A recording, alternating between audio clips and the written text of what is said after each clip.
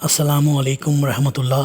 سورہ نساء مدنی صورت، 5ویں سپارے کا چوتھا رکوع، آیت نمبر 43۔ اعوذ باللہ من الشیطان الرجیم، بسم اللہ الرحمن الرحیم۔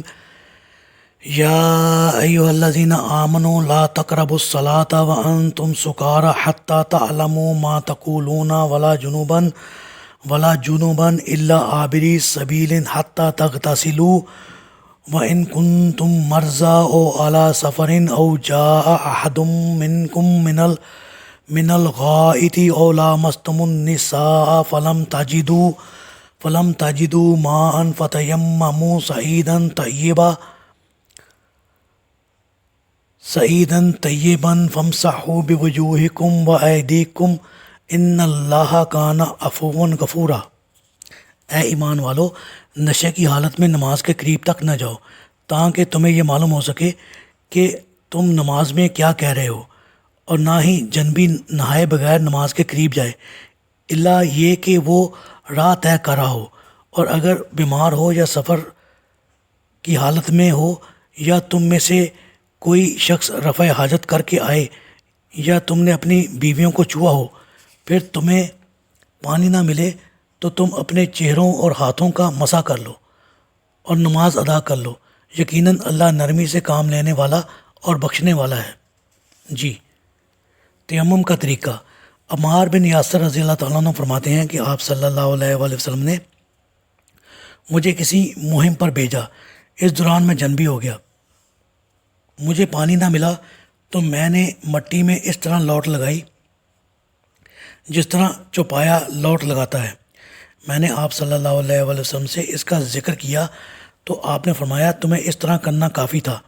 پھر آپ صلی اللہ علیہ وآلہ وسلم نے اپنی دونوں ہتھیلیوں کو ایک بار مٹی پر مارا، پھر انہیں اپنے منہ کے قریب کیا اور ان پر پھونک ماری، پھر آپ نے بائیں ہتھیلی سے دانے ہاتھ کی پشت پر اور دانی ہتھیلی سے بائیں ہاتھ کی پشت پر مسح کیا، پھر دونوں ہتھیلیوں سے اپنے چہرے کا مسح کیا۔ غسل کا طریقہ۔ سیدہ عائشہ رضی اللہ تعالیٰ عنہ فرماتی ہیں کہ جب آپ غسل جنابت کرنا چاہتے تو برتن میں ہاتھ ڈالنے سے پہلے اپنے دونوں ہاتھ دھوتے، پھر نماز کے وضو کی طرح وضو کرتے، پھر انگلیاں پانی میں ڈال کر بالوں کی جڑوں کا خلال کرتے، پھر دونوں ہاتھوں میں 3 چلو لے کر اپنے سر پر ڈالتے، پھر اپنے سارے بدن پر پانی بہاتے۔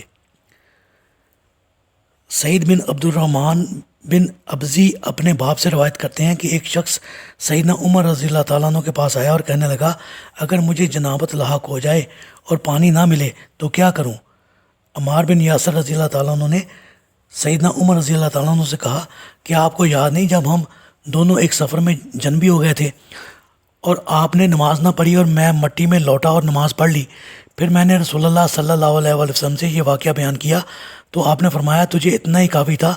پھر آپ صلی اللہ علیہ وآلہ وسلم نے دونوں ہتھیلیاں زمین پر ماری اور ان کو پھونک دیا، پھر منہ اور دونوں پونچھوں پر مسح کیا۔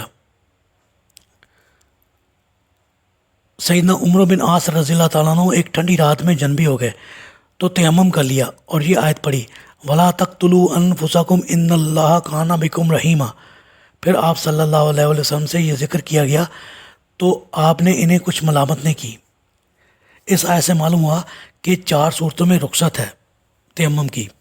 نمبر 1، انسان سفر میں ہو اور اسے پانی نہ مل رہا ہو۔ سفر کی قید محض اس لیے ہے کہ عموماً سفر میں پانی ملنا مشکل ہو جاتا ہے، ورنہ اگر حضر میں بھی پانی نہ مل رہا ہو تو بھی تیمم کی رخصت ہے۔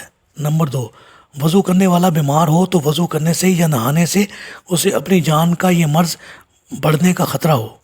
نمبر 3، حدث اصغر یعنی پخانہ، پیشاب اور ہوا یا مزی خارج ہونے پر وضو کرنا واجب ہے، اگر وضو کے لیے پانی نہ ملے تو تیمم کی رخصت ہے۔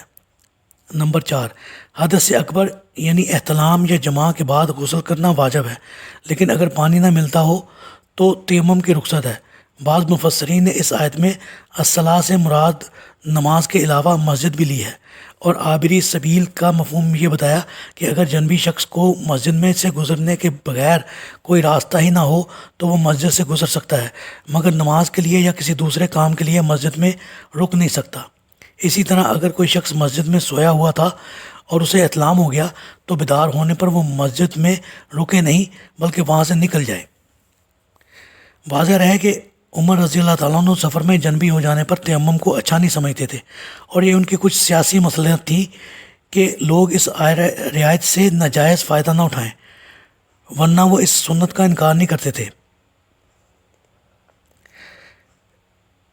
دین میں تنگی نہیں، اس سلسلے میں وہ واقعہ بھی مد نظر رکھنا چاہیے جسے ابو داؤد نے تیمم کے باب میں سیدنا جابر رضی اللہ تعالیٰ عنہ سے روایت کیا ہے کہ سیدنا جابر رضی اللہ تعالیٰ عنہ کہتے ہیں کہ ہم ایک سفر پر نکلے، اثنائے سفر ہمارے ایک ساتھی کو سر پر ایک پتھر لگا جس سے اس کا سر زخمی ہو گیا۔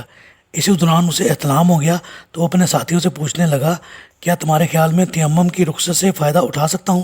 انہوں نے جواب دیا، تم کیسے فائدہ اٹھا سکتے ہو جب کہ پانی موجود ہے؟ چنانچہ اس نے غسل کیا جس سے اس کی موت واقع ہو گئی۔